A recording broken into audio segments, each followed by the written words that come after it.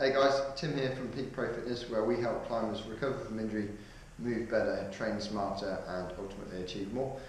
In today's little video we're going to be talking about the obliques and how important are they to climbers in your climbing movement. So essentially what we have is we have an inner and an outer oblique. They pretty much sit one on top of the other, just in between the rib cage and the pelvis here on the sides.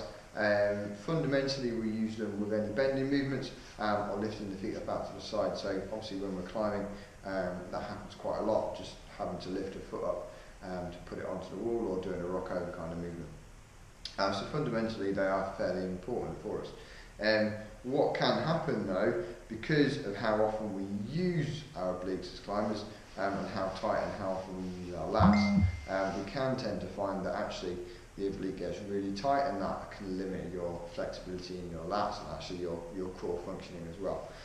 One thing that does tend to happen is that if we've got an overdeveloped or overactive outer core, on which the obliques are one part of, it then means that actually our inner core tends not to work quite so well, and we can end up with back problems or hip problems or other kind of issues, shoulder issues as well. So what we're going to look at today is a simple little way that you guys can get into those obliques, release them off, and make sure that you can move better when you're on the wall. And obviously if there are any movement issues, you can then start to resolve them. So we're going to use a nice spiky ball for this one, purely because the obliques can get very tight. They are quite fibrous, so the spiky ball gets in there really quite nicely. As before, you will be able to try this with a firmer ball, one without the spikes, but you'll tend to find that a spiky ball will have a better, give you a better release. So quite simply what's going to happen, I'm going to use a bit of wool around about hip height, and I'm going to start off with my feet literally as if I'm standing on a line, so 1 foot forward, 1 foot back, and the side that I'm going to release is going to be that foot forward. So I'm going to release my right side to start off with, so I'm going to step the right foot forward and follow the left foot behind.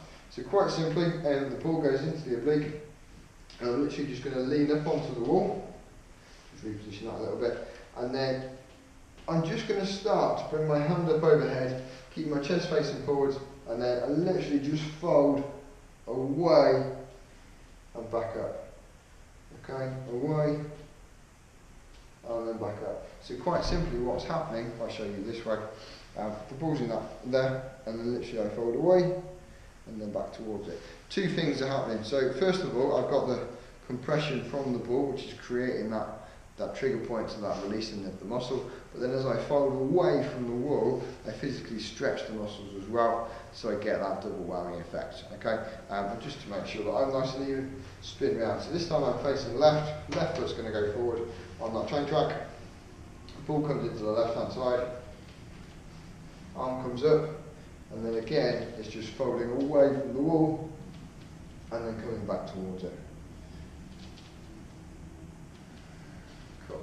So as usual, spend 30 seconds to a minute in each side, play around, slightly different areas, coming up, coming down, slightly further forward, slightly further back. Find that lovely pain face, get in there, have some fun, and release all those off. Cool. Nice one guys, thanks for watching, and we'll see you soon.